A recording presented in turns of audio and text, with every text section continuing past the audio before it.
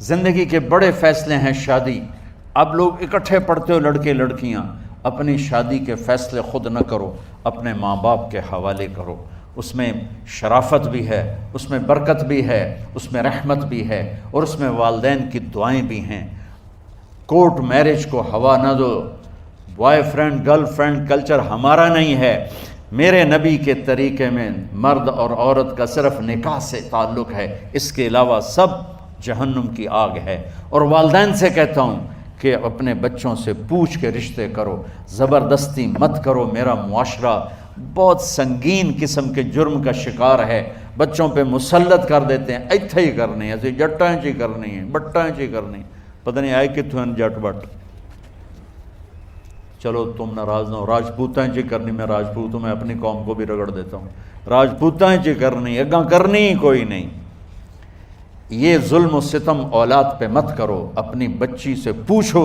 اگر بیٹی ہاں کرے تو پھر قدم اٹھاؤ، اگر بیٹی کہہ دے میں نہیں کرنا چاہتی تو وہ نافرمان نہیں ہے. اللہ کے واسطے میری سنو، صرف تم نہیں سن رہے، اس کیمرے سے لاکھوں کروڑوں لوگ سن رہے ہیں.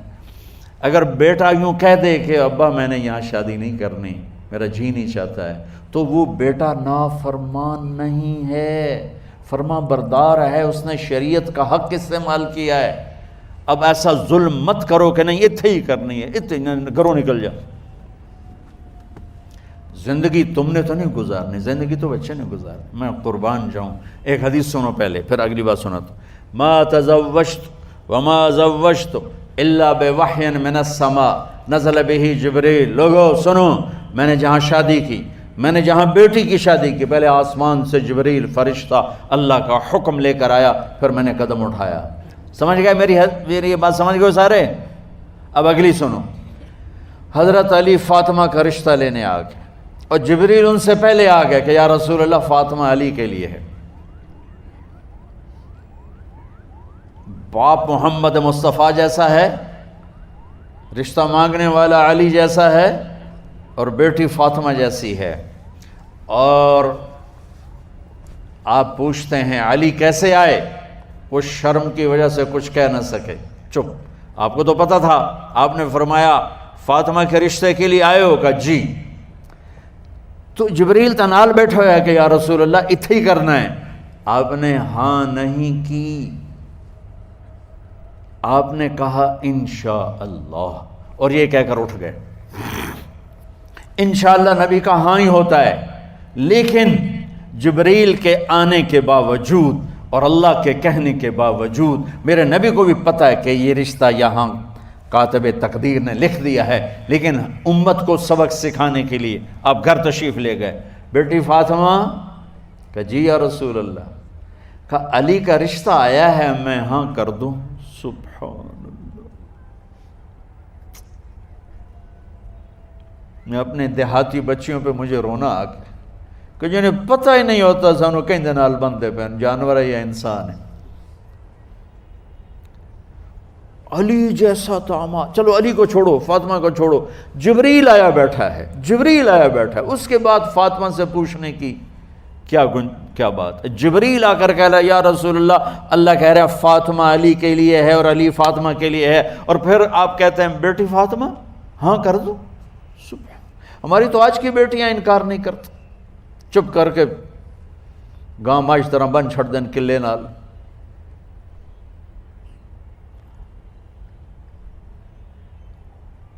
کوئی ان کے اندر کے جذبات کو سننے والا کوئی نہیں ہوتا.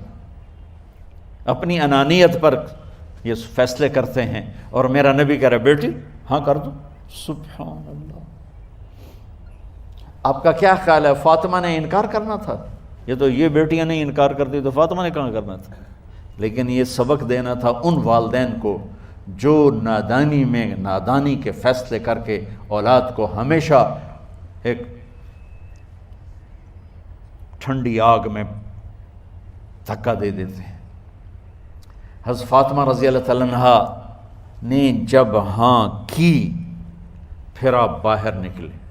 اچھا مزے کا واقعہ ہو، حضرت علی اٹھ کے باہر نکلے تو صحابہ باہر کھڑے انتظار کر رہے تھے کہ کیا ہوا. حضرت علی کو بھیجنے والے تھے عبد الرحمن بن عوف. پہلے ابو بکر گئے تو آپ نے انکار کر دیا، عمر گئے، رشتہ مانگا، آپ نے انکار کر دیا۔ عبد الرحمن بن عوف نے علی سے کہا آپ جائیں، آپ کا رشتہ رد نہیں ہوگا۔ کہنے لگے میرا تو ذاتی گھر بھی کوئی نہیں، مجھے کہاں سے رشتہ ملے گا، میں تو بالکل غریب ہوں۔ کہ نہیں تم جاؤ۔ تو واپس آتے انہوں نے عبد الرحمن بن عوف پہ چڑھائی کر دی، ویکھیا ہے نا تو مینوں گلے آئی، انکار ہو گیا۔ تو صحابہ نے پوچھا کیا ہوا؟ کہا کچھ کہا ہی نہیں، چپ کر کے اٹھ گئے۔ تو عبد الرحمن بن عوف کہنے لگے کچھ بولے صحیح، کہ بس اتنا کہا انشاءاللہ کا تو مبارک ہو، نبی کا انشاءاللہ ہاں ہوتا ہے۔ کہا اچھا، تو اتنے میں آپ باہر تشریف لے۔ کہا علی، کہا جی، کہا لو بلاؤ، لوگوں کو بلاؤ۔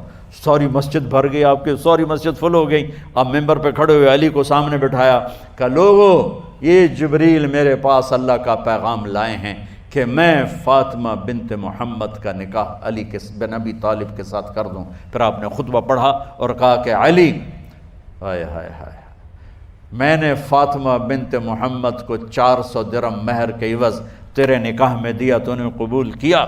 حضرت علی نے زور سے نعرہ لگایا میں نے قبول کیا، اور سجدے میں چلے گئے، اللہ کا شکر کا سجدہ ادا کیا۔ پھر میرے نبی نے وہیں سارے مجمع کو شہد کا شربت پلایا اور تازہ کھجوریں کھلائیں۔ اور پھر جب رخصتی ہوئی تو آپ نے حضرت علی سے فرمایا کہ آپ آ کے لے جاؤ۔ پھر آپ نے حضرت ام سلمہ، حضرت حفصہ اور جناب حضرت عائشہ رضی اللہ تعالیٰ عنہ، ان تینوں کو بلا کر فرمایا تمہیں پتہ ہے نا مجھے فاطمہ سے کتنا پیار ہے، تو تم فاطمہ کو دلہن بناؤ، اس کی تیاری کرواؤ، اسے دلہن بناؤ۔ تو ان تینوں نے حضرت فاطمہ کو دلہن بنایا۔